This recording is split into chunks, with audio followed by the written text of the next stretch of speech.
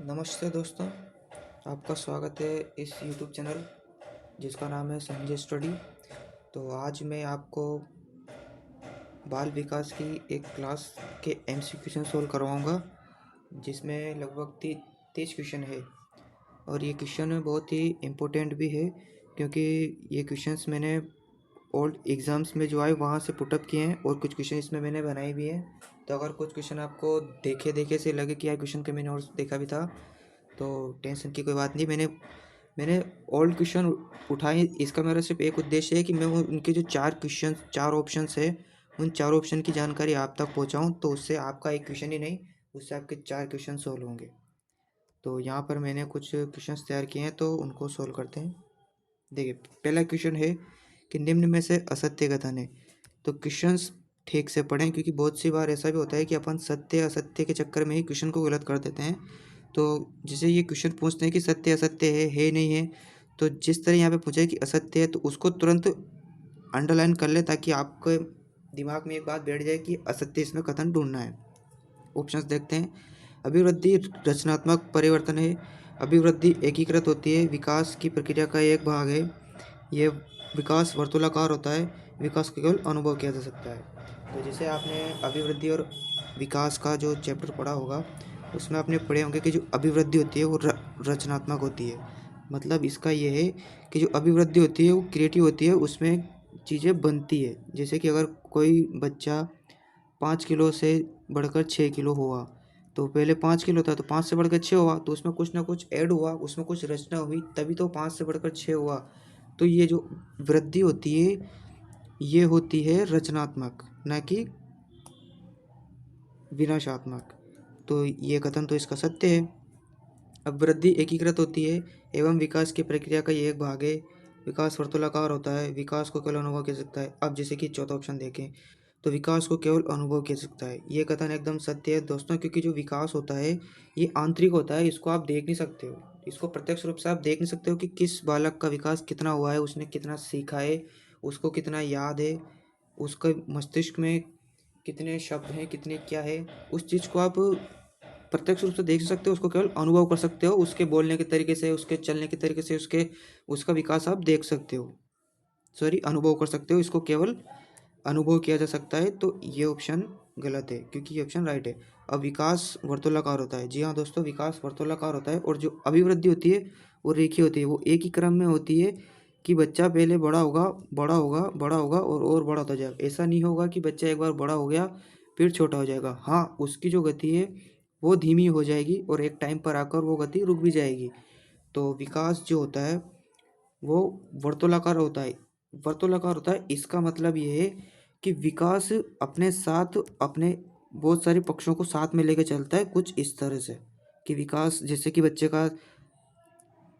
बच्चे का शारीरिक विकास हुआ, तो शारीरिक विकास के साथ साथ बच्चे का गामक विकास भी होगा, जिसमें उसकी मांसपेशियाँ, उसकी हड्डियाँ, उसका चलना दौड़ना, उठना चलना फिरना जो भी होगा वो उसके साथ साथ चलेंगे। बच्चे का अगर मानसिक विकास होगा, तो बच्चे के मानसिक विकास के साथ उसका भाषा कौशल सुधरेगा, उसकी तर्क तर्क करने की क्षमता बढ़ेगी, उसकी चिंतन क्षमता बढ़ेगी, उसकी कल्पना शक्ति बढ़ेगी। तो मानसिक विकास के साथ साथ ये सब चीज़ें होंगी। तो और ये जो विकास है, इन सब का संबंध एक दूसरे से होता है, यानी कि परस्पर एक साथ संबंधित होते हैं। इसलिए जो विकास होता है वो वर्तुलाकार यानी कि स्प्रिंकलर शेप में बढ़ता हुआ आगे चलता है। तो ये कथन भी सही है, मतलब ये कथन भी क्वेश्चंस के अनुसार असत्य होगा, क्योंकि क्वेश्चन में पूछा है असत्य, तो ये क्वेश्चन भी गलत होगा। अब सेकंड वाला क्वेश्चन हम देखते हैं कि अभिवृद्धि होती है, एकीकृत होती है, और विकास की प्रक्रिया का ये एक भाग है। तो ये वाली लाइन तो सही है कि विकास की प्रक्रिया का ये एक भाग है, लेकिन जो यहाँ पर क्वेश्चंस में दिया है कि एकीकृत है, जी नहीं, ये एकीकृत नहीं होती है। ये एकीकृत नहीं होती है। एकीकृत का मतलब होता है कि इसमें बहुत सारे पहलू सम्मिलित होते हैं। तो जी नहीं, अभिवृद्धि में कोई पहलू सम्मिलित नहीं होते हैं, क्योंकि ये खुद ही एक पहलू है विकास का। इसलिए ये एकीकृत नहीं होता है, एकीकृत विकास होता है। विकास ही एकीकृत होता है। विकास एकीकृत होता है। तो जी सॉरी, तो इस क्वेश्चन में अपना आंसर राइट होगा, वो होगा ऑप्शन नंबर ए, कि अभिवृद्धि जो होती है वो एकीकृत नहीं होती है और विकास की ही प्रक्रिया का अभिवृद्धि एक भाग है। अगला क्वेश्चन देखते हैं कि विकास की किस अवस्था में एक व्यक्ति व्यावसायिक समायोजन की समस्या का सामना करता है।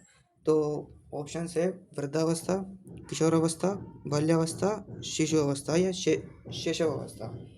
इस क्वेश्चन में पहली बात तो ये कि आपको ये पहले पता होना चाहिए कि जो व्यावसायिक समायोजन है इसका मतलब क्या होता है। तो व्यावसायिक समायोजन का मतलब होता है तनाव को दूर करना, संघर्ष को दूर करना, स्पष्ट करना, अंतर्दृष्टि जो होती है उसको किस तरह से लेता है बालक, सफलताएं उपलब्ध करने में व्यक्ति जो प्रतियोगिताओं की जो भावनाएं लाती है वो उसकी व्यावसायिक समायोजन होता है। कुल मिला के बात यह है कि जब बालक 12 से 19 वर्ष के बीच में होता है, इस टाइम पर बालक में ये सभी भावनाएं आती है जिसमें कि बच्चे में तनाव उत्पन्न होने लग जाता है कि यार मेरे को पढ़ाई करनी पड़ेगी, मेरे को अब एक जो असली दुनिया होती है उसमें वो कदम रखता है। तो वहाँ पर आने के बाद उसको अपनी वास्तविकता का जो पता चलता है उससे जो बालक के अंदर उत्पन्न होती है जैसे कि तनाव भावनाओं को वो अपनी स्पष्ट करेगा, काम में अंतर्दृष्टि लाएगा, सफलताएं जो उपलब्ध करेगा, उसमें जो लोगों से प्रतियोगिता होगी उसकी जो भावना होगी उनको बोलते हैं व्यावसायिक समायोजन। तो ये जो सभी भावनाएं होती है वो बालक वृद्धावस्था तक तो खैर बहुत ज़्यादा परिपक्व हो जाता है, तो उस टाइम पर तो ये बहुत ज़्यादा हो जाती है। शिशु अवस्था जब बालक 0 से 2 वर्ष का होता है तो 2 वर्ष में बालक क्या तनाव लेगा। 2 वर्ष में बालक कुछ भी ऐसे नहीं जानता है, ना उसका नैतिक विकास होता है, ना उसका भाषाई कौशल होता है। वो लगभग एक दो शब्द, 2-3 शब्द ही लगा कर बोल सकता है। बाल्यावस्था आते आते तक बच्चा लगभग ये सभी कार्य करने तो लग जाता है, लेकिन उसमें व्यावसायिक समायोजन जैसी कोई भी चीज़ें नहीं दिखती क्योंकि वो अभी लगभग 6 से 12 वर्ष की उम्र होती है बाल्यावस्था। तो इस एज में वो इतनी सब चीज़ें हैंडल नहीं कर सकता और ना ही उसमें दिखती है। तो इसका राइट आंसर होगा किशोर अवस्था, क्योंकि ये जो अवस्था होती है ये अवस्था होती है कि बालक वास्तविक जो दुनिया होती है, वास्तविक संसार, इस संसार में ये कदम रख लेता है बालक। तो किशोर अवस्था इसका राइट आंसर होगा जिसमें व्यक्ति जो व्यावसायिक समायोजन की समस्याओं का सामना करने लग जाता है। तो इसका राइट आंसर है किशोर अवस्था। अगला क्वेश्चन देखते हैं। मानव आजीवन चलता रहता है। मानव आजीवन चलता रहता है यद्यपि दो व्यक्ति में बराबर नहीं होता है, किंतु सभी सामान्य बालकों में विकास का एक क्रम सा रहता है। सॉरी, एक क्रम नहीं है, ये क्रम है, ये क्रम सा रहता है। ये कथन विकास के एक सिद्धांत की ओर संकेत करता है। तो पहले क्वेश्चंस को ठीक से पढ़ें। क्वेश्चन कह रहा है कि जो विकास है वो आजीवन चलता रहता है, यानी कि विकास केवल मरने पर ही बंद होगा, यानी कि जब विकास जो होता है वो जीवन पर्यंत ही चलेगा। तो इसके ऑप्शंस देखते हैं। और हाँ, एक बात और है कि यद्यपि ये दो व्यक्तियों में बराबर नहीं होता है और इसकी जो दर होती है वो लगभग समान भी नहीं रहती है, यानी कि विकास जो होता है, विकास की जो गति होती है वो भी सामान्य होती है, वो कभी कम होती है कभी तेज होती है, लेकिन उसका जो क्रम होता है वो एक ही रहता है। क्रम कभी नहीं बदलता है कि पहले बालक में शिशुअवस्था आ गई, फिर बालक में बाल्य आ गई, फिर किशोर आ गई। ऐसा नहीं होता है कि पहले बालक में बाल्य आ जाएगी, फिर किशोर आ जाएगी, फिर शैशव आ जाएगी। नहीं, बालक का जो विकास होगा वो एक क्रम से होगा। तो इसके जो ऑप्शंस देखते हैं, ऑप्शन है सतत विकास का सिद्धांत, परस्पर संबंध का सिद्धांत, समान प्रतिमान का सिद्धांत, सामान्य से विशिष्ट अनुक्रिया का सिद्धांत। सामान्य से विशिष्ट अनुक्रिया का सिद्धांत। तो जब आपने विकास और अभिवृद्धि का वाला चैप्टर पढ़ा होगा तो उस जगह पर विकास के कुछ सामान्य सिद्धांत आपको बताए होंगे, जिनमें से ये 4 तो ये है। पहले इन 4 की चर्चा कर लेते हैं, बाकी इसके बहुत सारे सिद्धांत हैं जो मैं आपको अभी कुछ बता दूंगा ऊपर से। तो चौथा ऑप्शन कह रहा है कि सामान्य से विशिष्ट अनुक्रिया का सिद्धांत। इसका मतलब ये है कि जो बालक में विकास होगा वो पहले सामान्य विकास होगा। बालक जैसे जन्म के बाद सबसे पहले बालक लेटता है, तो उसके बाद वो अपना हल्का सा हाथ हिलाता है, सर हिलाता है, फिर धीरे धीरे पैर हिलाता है, और जब वो थोड़ा और बड़ा होता है तो वो धीरे धीरे कुछ ध्वनियाँ निकालता है। ध्वनियाँ निकालने के बाद धीरे धीरे वो अनुकरण करके सीखता है, फिर धीरे धीरे बोलता है। यानी कि वो सामान्य क्रियाएं करने के बाद कुछ विशिष्ट क्रियाएं करने में लग जाता है, जैसे कि बालक कुछ ध्वनियाँ निकालते निकालते वर्ण बोलने लग जाता है, वर्ण से फिर वो शब्द बनाने लग जाता है, शब्द से फिर वो वाक्य बनाने लग जाता है। तो ये जो क्रम है, जैसे कि पहले पहले उसने बोले थे वर्ण, पहले उसने बोले थे वर्ण, कुछ वर्ण से भी पहले बोले थे उसने ध्वनि, ध्वनि के बाद वर्ण, वर्ण के बाद शब्द, शब्द के बाद में वाक्य। तो ये जो सामान्य थी, सामान्य के बाद विशिष्ट आया, फिर उसके बाद और विशिष्ट, फिर उसके बाद और विशिष्ट। तो ये जो एक क्रम चलता है, ये क्रम चलता है विकास में। तो ये हर क्षेत्र में ऐसे ही चलता है कि जैसे कि अभी शारीरिक में देखें उसके, तो बालक पहले अपनी गर्दन उठाए, जैसे कि अगर ये कोई बालक है, ये उसके हाथ है, ये उसका शरीर है, ये उसके पैर है, तो बालक पहले गर्दन उठाएगा, जो एक सामान्य क्रिया है। उसके बाद अपने हाथ पैरों को हिलाएगा, फिर पैरों को हिलाएगा, फिर 4-5 महीने के समथिंग का हो जाए तो उसके बाद वो बैठने लग जाएगा, फिर खड़ा होगा, खड़ा होने के बाद चलेगा। तो ये जो क्रिया है वो सामान्य से विशिष्ट की ओर जा रही है। फिर चलने के बाद दौड़ेगा, तो दौड़ना भी एक विशिष्ट क्रिया है।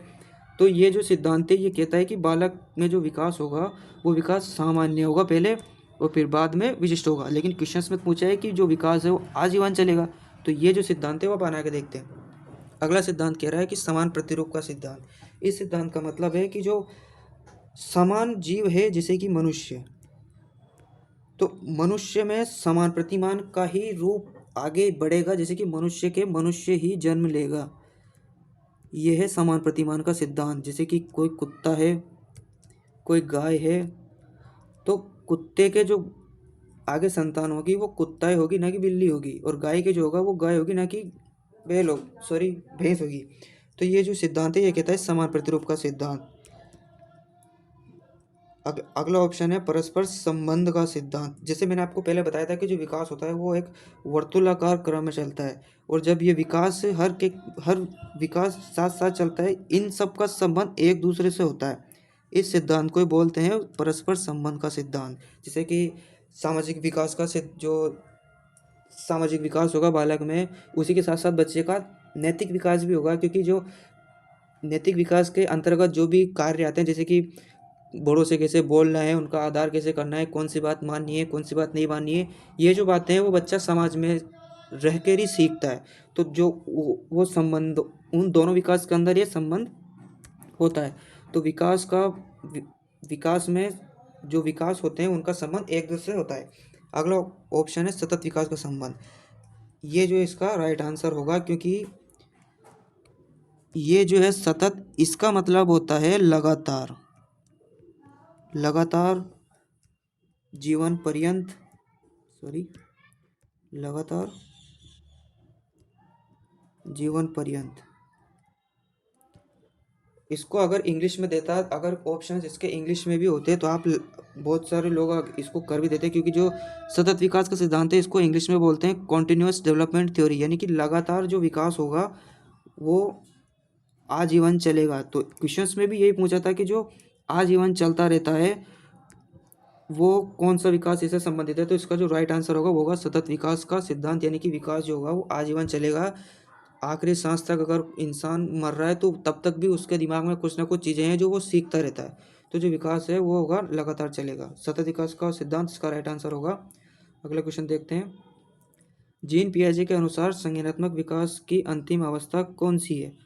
तो आपने पढ़ा होगा, जीन पियाजे का एक सिद्धांत दिया था उन्होंने, संज्ञानात्मक विकास का सिद्धांत दिया था जीन पियाजे ने। उन्होंने बताया था कि जो बालक संवेदनाओं को ग्रहण करता है, जो बालक ज्ञान को ग्रहण करता है, वो किस किस स्टेज में करता है और कैसे ग्रहण करता है। हर स्टेज में उन्होंने एक सेपरेट चीज़ बताई थी। उन्होंने इसकी 4 अवस्थाएं बताई थी, और चारों अवस्थाओं में बालक जो ज्ञान को है, जो संज्ञान को है, वो किस तरह से ग्रहण करता है। वो चारों की चारों अवस्थाएं भी आपको बताता हूँ। वो 4 अवस्थाएं होती है। सबसे पहली अवस्था थी संवेदी पेशी अवस्था। ये पहली अवस्था थी जिसमें जो बालक होता है वो अपनी इंद्रियों के माध्यम से ज्ञान को ग्रहण करता है, क्योंकि इसकी जो उम्र होती है वो होती है 0 से 2 वर्ष, 0 से 2 वर्ष। इस समय बच्चे में कुछ ज़्यादा खास विकास नहीं हुआ होता है। तो इस टाइम पर जो बालक है वो संज्ञान को जो ग्रहण करता है वो ग्रहण करता है अपनी इंद्रियों से। तो इस स्टेज को इंद्रिय अवस्था भी कहते हैं। इंद्रियों से ग्रहण करता है, तो इसलिए इस अवस्था को बोलते हैं इंद्रियात्मक, ज्ञानात्मक, संवेदनात्मक, संवेदी पेशी अवस्था, इसके उपनाम होते हैं। अगली जो अवस्था है वो अवस्था है, दूसरी जो अवस्था होती है वो दूसरी अवस्था होती है प्राक संक्रियात्मक, और यह इसको बोलते हैं पूर्व संक्रियात्मक अवस्था। सॉरी, अमूर्त की जगह अगर अपन पूर्व करें तो ज़्यादा बेहतर रहेगा, ताकि आपको अच्छे से समझ में आ जाएगा।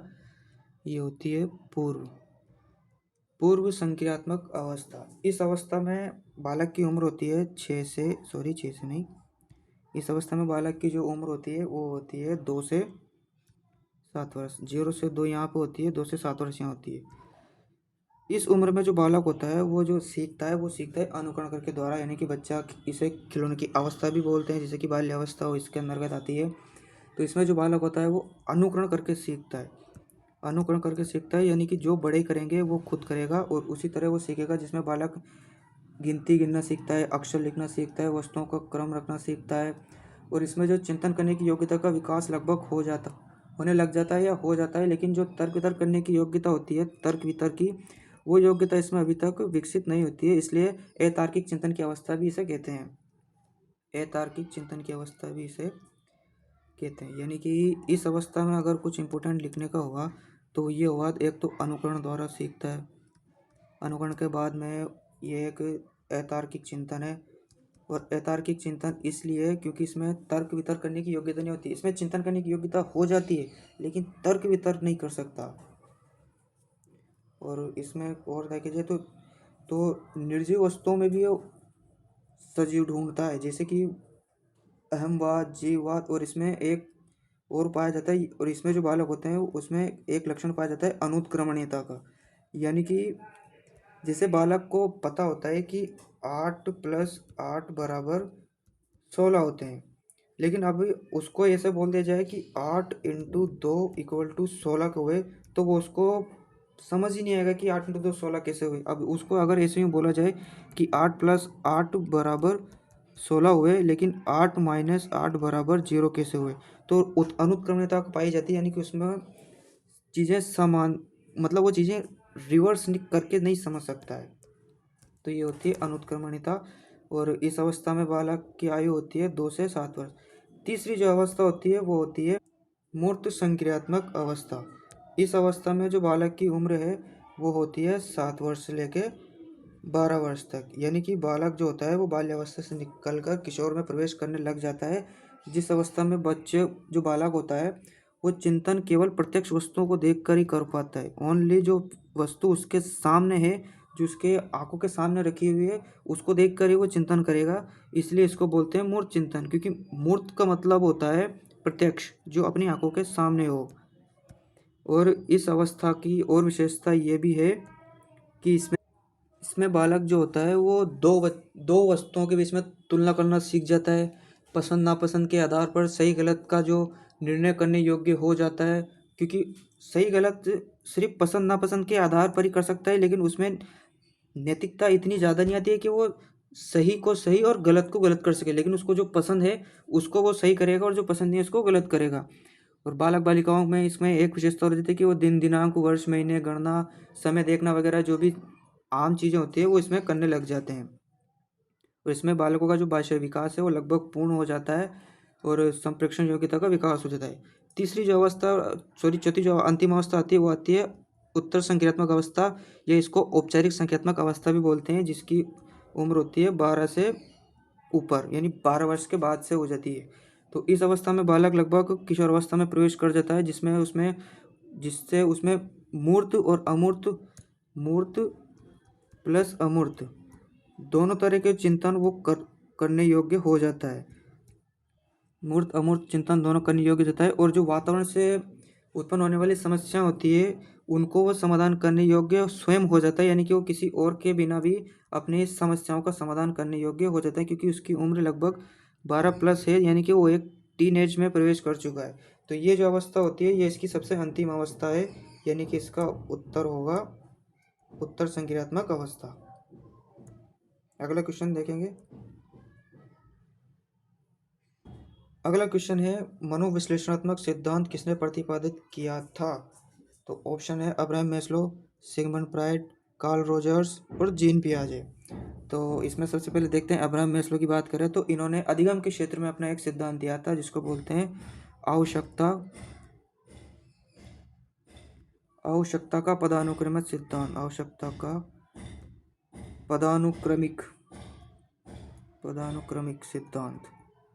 इस सिद्धांत के अनुसार बच्चे में अधिगम प्रभावी अधिक तब होगा जब बच्चे को आवश्यकता होगी, यानी कि ज़रूरत पड़ने पर अगर बच्चे को ज़रूरत पड़ेगी तो वो ज़्यादा सीखेगा, अगर उसको ज़रूरत नहीं है तो वो भले सीखेगा तो है लेकिन वो उतना नहीं सीखेगा।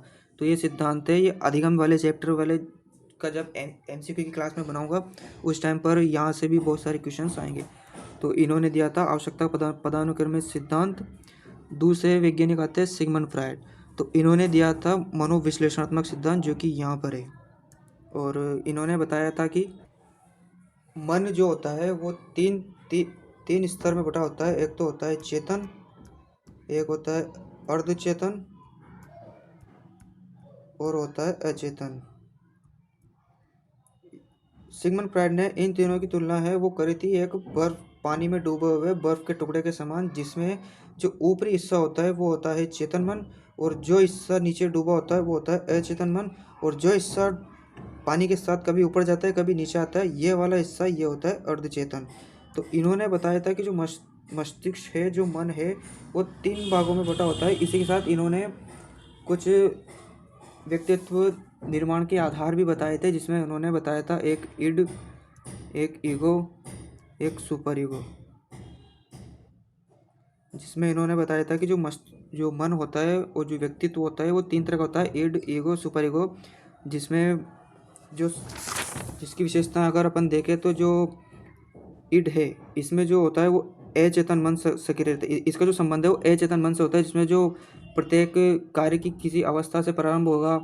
कोई काम अगर इस अपन शुरुआत करेंगे तो वो इसी अवस्था से प्रारंभ होगा, क्योंकि ये अचेतन मन है और अपने अचेतन मन के अंदर ही अपनी पुरानी सभी इच्छा, पुरानी सभी यादें जो अपन लगभग भूले नहीं है, मतलब वो अपने मस्तिष्क में है लेकिन अपन को पता भी नहीं है कि अपने मस्तिष्क में भी है। तो वो जो सभी चीज़ें हैं वो यहाँ पर स्टोर रहती है, यानी कि वो जो व्यक्तित्व होता है वो ये वाला होता है, जिसमें अच्छे कार्य, बुरे कार्य, अग्रसर, जो मतलब अच्छे कार्य से बुरे कार्य की ओर अग्रसर करती है।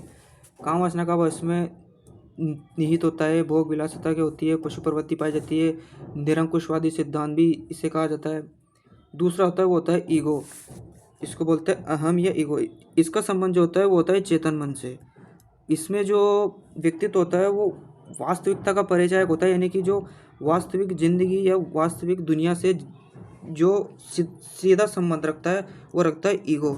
सुपर ईगो जो होता है जिसमें मतलब एक आदर्शवादी सिद्धांत, यानी कि जो वो बन जाते हैं ना, मतलब साधु सन्यासी वगैरह टाइप के व्यक्ति, जो यानी कि आध्यात्मिक गुण जिनमें बहुत अधिक आ जाता है, यानी कि वो बहुत ज़्यादा सन्यासी टाइप बन गए और उनको जो आध्यात्मिक गुण अधिकता से कभी कभी है ना कुसमायोजित भी हो जाते हैं, यानी कि इनकी बुद्धि से केवल उसको भ्रष्ट तो नहीं बोल सकते, लेकिन जैसे अगर कोई सन्यासी है जिसने अगर ये सोच लिया कि मैं तो पूरे 100 साल तप करूँगा, भगवान विष्णु भगवान शंकर को प्रसन्न करूँगा, तो वो तरह के लोग जो होते हैं वो सुपर ईगो के अंतर्गत आते हैं।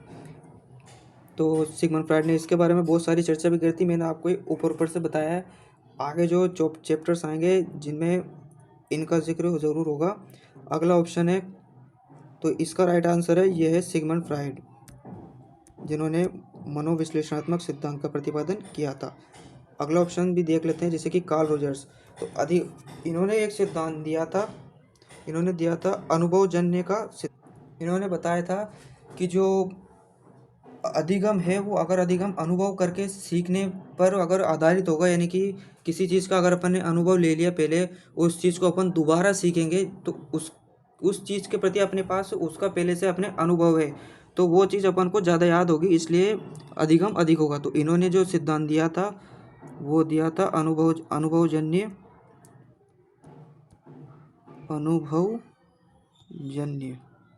अधिगम।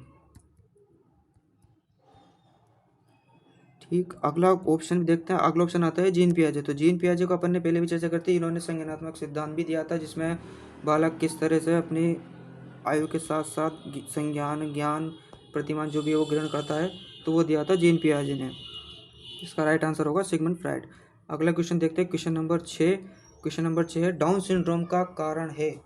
तो ये सिंड्रोम एक डिसऑर्डर होते हैं, यानी कि एक जब गर्भधारण के समय बालक बालिकाओं मतलब गर्भधारण के समय गर्भाशय में क्रोमोसोम मिलते हैं। क्रोमोसोम एक संरचना होती है कोशिकाओं के अंदर जिनमें जीन्स पाए जाते हैं। इनकी कोशिकाओं में जीन यानी कि मोती समान संरचनाएं होती है जो जीन होते हैं। ये जीन जो होते हैं ये निर्धारित करते हैं कि बालक के अंदर कौन कौन सी विशेषताएं प्रभावी होगी, कौन सी विशेषताएं अप्रभावी होगी, कौन सी विशेषता पिता से आएगी, कौन सी विशेषता माता से आएगी। ये सभी चीज़ें करते हैं निर्धारित। और इनकी जो संख्या होती है वो एक कोशिका में 46 होती है। मानव कोशिका की बात करूँ जिसमें ये 46 होती है, यानी कि 23 के जोड़े में 23 के 2 जोड़े होते हैं। सॉरी, मतलब कि एक धागा और ये 2 धागा, ऐसे 46 धागे होते हैं। तो बहुत सी बार क्या होता है कि जब निषेचन के टाइम पर जो जीन्स पिता से आते हैं, उन जीन्स में जो विभाजन होता है, भाई कोशिका में तो पूरे 46 गुणसूत्र हैं, तो उन 46 गुणसूत्रों का कहीं ना कहीं विभाजन होगा। तो 23 यहाँ जाएंगे, 23 यहाँ जाएंगे, तो शुक्राणु इन 23 गुणसूत्र को लेकर आता है। तो लेकिन जब यहाँ से यहाँ विभाजन हुआ होता है तो कुछ अप्राकृतिक या कुछ ऐसे कारणों की वजह से यहाँ पर जो गुणसूत्र होते हैं उनकी जो विभाजन होता है उसमें कुछ खराबी आ जाती है। अब जैसे कि कोई 21वां गुणसूत्र, ये इसको मान लेते हैं 21वां गुणसूत्र है, तो इसकी जो होती है वो ट्राइसोमी हो जाती है, यानी कि वो 1-2 गुणसूत्र होते हैं लेकिन किसी कारणवश से ये 3 हो जाते हैं यूँ। तो ये बन गया एक ट्राइसोमी, यानी कि इसको बोलते हैं त्रिगुणसूत्रता। तो जब ये होगा 21वें जोड़े में, जैसे कि 1 2 3 4 ऐसे 21 जोड़े होते हैं गुणसूत्र में, 21 का 23 सॉरी, तो 21वां जोड़ा जो होगा उस गुणसूत्र में 2 धागों की जगह 3 धागे बन जाते हैं। तो इससे उत्पन्न होती है डाउन सिंड्रोम, त्रिगुणसूत्रता 21वें जोड़े में, जिसके कारण जो बच्चा होता है, जो जन्म लेता है, उसमें मंदबुद्धिता आ जाती है, उसमें उसका मुंह खुला रहता है, उसका लार टपकता है, उसका जो बुद्धि लब्धि है वो सामान्य बालकों से बहुत धीरे होती है, बहुत कम होती है। उसका विकास इतना अच्छा नहीं होता है जितना उसकी उम्र के बालकों का होता है। अगला क्वेश्चन देखते हैं। अगला क्वेश्चन है, निम्न में से कौन सा तत्व शिक्षा मनोविज्ञान के अध्ययन क्षेत्र के अंतर्गत नहीं आता है, यानी कि कौन सा क्षेत्र है जिसमें साइकोलॉजी का, मतलब ऐसा कौन सा क्षेत्र है जिसमें साइकोलॉजी का अध्ययन नहीं करते हैं या साइकोलॉजी में उसका अध्ययन नहीं करते हैं। तो ऑप्शंस देखते हैं। सीखने की प्रकृति, व्यक्ति की अभिवृद्धि विकास, व्यक्तिगत भेद, मानसिक रोग। ठीक, ऑप्शंस देखते हैं। सीखने की प्रकृति, अधिगम एक पूरा का पूरा चैप्टर है साइकोलॉजी के अंदर जिसमें सिर्फ केवल सीखने का जिसमें अध्ययन किया जाता है, तो ये भी इसके अंतर्गत होता है। व्यक्ति की अभिवृद्धि और उसका विकास, आपको बाल विकास में पढ़ाया होगा, विकास एवं अभिवृद्धि, तो ये टॉपिक भी आता है। व्यक्तिगत भेद, व्यक्तित्व एक पूरा चैप्टर आता है साइकोलॉजी में। लेकिन मानसिक रोग का कोई संबंध साइकोलॉजी से नहीं है, लेकिन कुछ एक रोग पढ़ाए जाते हैं लेकिन इसका अध्ययन इसके अंतर्गत नहीं किया जाता है। तो ये ऑप्शन राइट होगा कि मानसिक रोग इसका क्षेत्र नहीं है। अगला क्वेश्चन, इसका राइट आंसर है डी। अगला क्वेश्चन देखते हैं। वाइगोत्स्की के सामाजिक रचनावाद के अनुसार बालक कैसे सीखता है। तो वाइगोत्स्की ने सामाजिक रचनावाद एक सिद्धांत दिया था। वाइगोत्स्की ने सामाजिक रचनावाद का सिद्धांत दिया था। तो इसके जो ऑप्शन देखते हैं वो होते हैं, स्वयं की अंतर्दृष्टि से, प्राकृतिक परिवेश में से अंतरक्रिया से, सामाजिक सांस्कृतिक अंतरक्रिया से, दूसरों की ज्ञान ग्रहण करने से। तो जो वाइगोत्स्की ने जो सिद्धांत दिया था सामाजिक रचनावाद, जो उस सिद्धांत के अनुसार जो बालक होता है वो सामाजिक सांस्कृतिक अंतरक्रिया से सीखेगा। स्वयं की अंतर्दृष्टि से जो होता है, अगर अंतर्दृष्टि से बालक सीख रहा है तो वो, आपने एक सिद्धांत भी पढ़ा होगा, अंतर्दृष्टि का सिद्धांत भी पढ़ा होगा जिसको गेस्टाल्टवादियों ने दिया था। तो उसमें बताया था कि जो बालक में जो सीखता है वो खुद से सीखता है, अंतर्दृष्टि से, स्वयं से। तो ये तो नहीं है, क्योंकि ये जो गेस्टाल्टवादी जो वैज्ञानिक थे, कुर्ट कोफका जो भी थे, आपको याद होगा, उन्होंने इस सिद्धांत को दिया था। तो ये तो नहीं है। प्राकृतिक परिवेश से अंतरक्रिया करके नहीं है, और दूसरों से ज्ञान ग्रहण करके, ये तो सीधा अनुकरण करने वाली बात हो गई। दूसरों से ज्ञान ग्रहण करना या संज्ञानात्मक विकास का, जैसे जीन पियाजे ने बताया था किस तरह से वो दूसरों से ज्ञान ग्रहण करता है, वैसे। तो जो वाइगोत्स्की ने सिद्धांत दिया था उसके अनुसार जो बालक होता है वो सांस्कृतिक परिवेश से अंतरक्रिया करके सीखता है। अगला क्वेश्चन देखते हैं। अगला क्वेश्चन है, शिक्षा मनोविज्ञान मनोवैज्ञानिक सिद्धांतों का शिक्षा के क्षेत्र में अनुप्रयोग है। यह शिक्षा विज्ञान की यह प्रकृति इसे बनाती है। तो क्वेश्चन ये कह रहा है कि शिक्षा मनोविज्ञान मनोवैज्ञानिक सिद्धांतों का शिक्षा के क्षेत्र में अनुप्रयोग है। शिक्षा विज्ञान की यह प्रकृति इसे बनाती है। प्राकृतिक विज्ञान, अनुपयुक्त विज्ञान, विधेयकात्मक विज्ञान, सामाजिक विज्ञान। तो इसका मतलब क्वेश्चन यूँ पूछना चाह रहा है कि जो शिक्षा मनोविज्ञान है वो मनोविज्ञान के अंतर्गत शिक्षा मनोविज्ञान जो है वो मनोवैज्ञानिक सिद्धांतों में उसका एक अनुप्रयोग है, उसका मिसयूज़ है। यानी कि अगर किसी चीज़ को किसी उद्देश्य के लिए अगर बनाया जाए, किसी विशेष उद्देश्य के लिए बनाया जाए और अगर उस उद्देश्य को छोड़कर किसी अन्य क्षेत्र में उसका उपयोग हो रहा है, तो वो होती है अनुपयुक्त। तो इसलिए ये जो शिक्षा मनोविज्ञान की प्रकृति है, ये बन जाती है अनुपयुक्त विज्ञान। तो इसका राइट आंसर होगा अनुपयुक्त विज्ञान, ये इसका राइट आंसर होगा। अगला क्वेश्चन देखते हैं, क्वेश्चन नंबर 10 और आखिरी क्वेश्चन है क्योंकि वीडियो बहुत लंबा हो जाएगा। बाकी के जो क्वेश्चन है वो मैं आपको अगले वीडियो में बताऊंगा। वीडियो खैर अभी इतना ही लंबा, ठीक है। अगला क्वेश्चन है कि संज्ञानात्मक विकास के सामाजिक सांस्कृतिक सिद्धांत के प्रतिपादक कौन है। संज्ञानात्मक विकास में सामाजिक सांस्कृतिक सिद्धांत के प्रतिपादक कौन है। ऑप्शन है जीन पियाजे, जेरोम एस ब्रूनर, लेव वाइगोस्की और विलियम वुंट। तो इस क्वेश्चन का राइट आंसर होगा वाइगोस्की, क्योंकि इसमें पहले भी एक क्वेश्चन आया था ये रहा कि वाइगोस्की का सामाजिक रचनावाद के अनुसार बालक कैसे सीखता है। तो इसका जो राइट आंसर होगा वो होगा लेव वाइगोस्की। जीन पियाजे ने संज्ञानात्मक विकास का सिद्धांत दिया था, आपने पहले भी पढ़ा था संज्ञानात्मक। जेरोम एस ब्रूनर ने उपागम दिए थे, जो उपागम वाले चैप्टर में पढ़ेंगे। और विलियम वुंट जो वैज्ञानिक थे उन्होंने लिपिजिंग में एक प्रयोगशाला स्थापित करी थी, इसलिए उन्होंने पहली प्रयोगशाला स्थापित करी थी मनोविज्ञान की लिपिजिंग शहर जर्मनी में, इसलिए इनको प्रयोगात्मक मनोविज्ञान का जनक भी कहते हैं, आधुनिक मनोविज्ञान का जनक भी कहते हैं। तो ये विलियम वुंट ये है, तो इसका राइट आंसर होगा लेव वाइगोस्की। तो आज के लिए इतना ठीक है। बाकी जो क्वेश्चंस है मैंने इसके बहुत सारे क्वेश्चंस रेडी किए हैं। बाकी जो क्वेश्चंस है मैं आपको अगली क्लास में बताऊंगा। अगली क्लास में उन क्वेश्चंस को सोल्व करें, क्योंकि अभी वीडियो बहुत लंबी हो चुकी है। तो आज के लिए धन्यवाद, थैंक यू। अगर आपको क्लास पसंद आई हो तो प्लीज़ चैनल को सब्सक्राइब कीजिए और अपने दोस्तों के साथ शेयर कीजिए। आपको इसी तरह का कंटेंट मैं अभी इस चैनल पर उपलब्ध कराऊंगा। साइकोलॉजी की पूरी साइकोलॉजी की टेस्ट सीरीज यहाँ पर उपलब्ध हो जाएगी। मैं आपको पूरी साइकोलॉजी के MCQ क्वेश्चंस यहाँ पे सोल्व कराऊंगा और भी अदर सब्जेक्ट है उनके क्वेश्चंस यहाँ पे सोल्व कराऊंगा। तो आप अपनी तैयारी को बेस्ट कर सकते हैं यहाँ से। धन्यवाद।